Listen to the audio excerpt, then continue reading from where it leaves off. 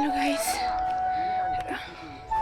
मेरो चाहिँ आज ड्युटी लागि आज सन्डे हो र म चाहिँ माथि मेरो स्कुटी राख्ने ठाउँमा आइरहेको छु र अब जान्छु। म आज तपाईँहरूलाई देखाउँछु नि ल म कस्तो बाटो चाहिँ हिँड्छु भनेर। ल बाई, देखाउँछु तपाईँहरूलाई मोटो ब्लग।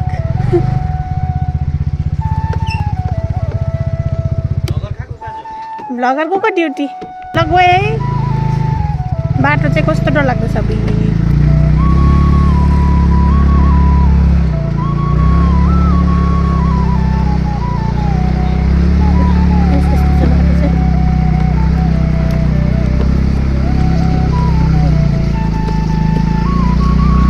चाहिँ यस्तो बाटो हिँड्छु डेली।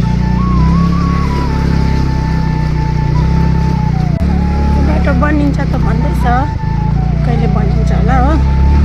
त्यही चाहिँ ढुक्कै हुन्छ, नबनिन्जेलसम्म चाहिँ अब यस्तो चाहिँ। यो बर्खामा त झन् रहँदैन, स्कुटी थन्काउनुपर्छ बर्खामा त।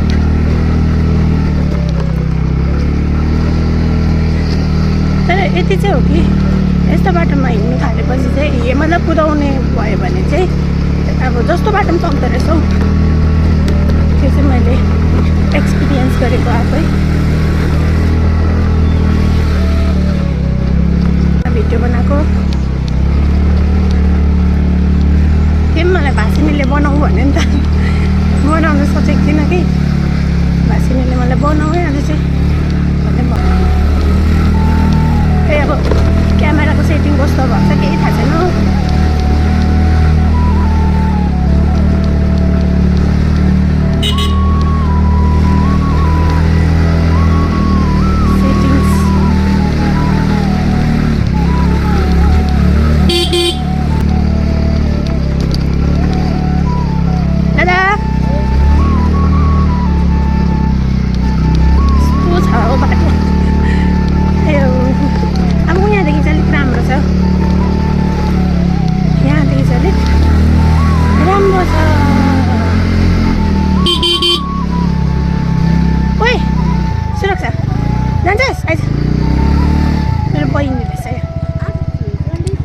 लाग्यो नि हेर्न, क्लोजिङले गर्दा हौ।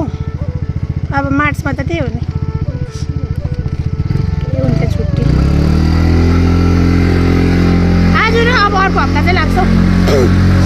आज र नि अर्को हप्ता चाहिँ लाग्छ।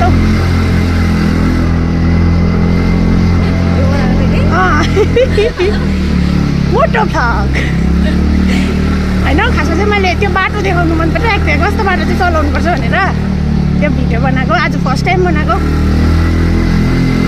मोटो भ्लग। मोटो भ्लग अरे हौ, मोटो भ्लग।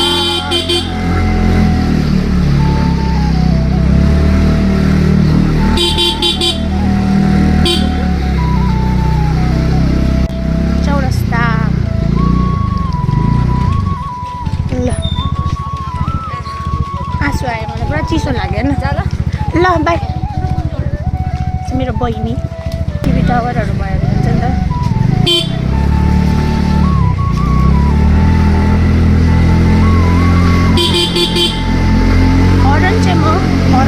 हर्न चाहिँ म एकदमै ज्यादा लाउँछु। डर लाग्छ नि त, यताबाट लान्छु।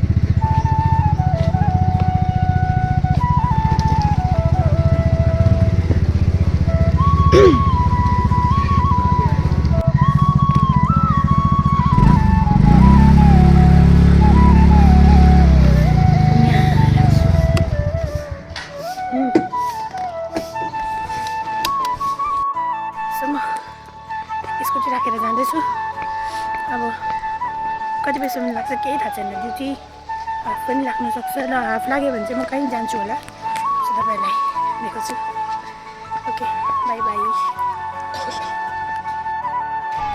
र गाइस मेरो चाहिँ छुट्टी भयो भर्खर 4 बजी तब घर गएको हामी गइनँ कहाँ पनि घुम्नु अब 4 त बज्यो कहाँ जानु घुम्नु पनि सो गएको अब माथि बाइक भएकोमा त्यहाँदेखि घर जाने घर गएर अब एउटा कामहरू गर्नुपर्छ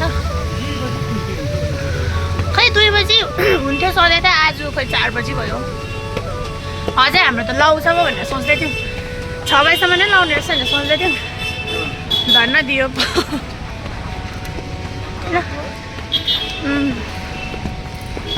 ल अब गएको हामी घर बाई बाई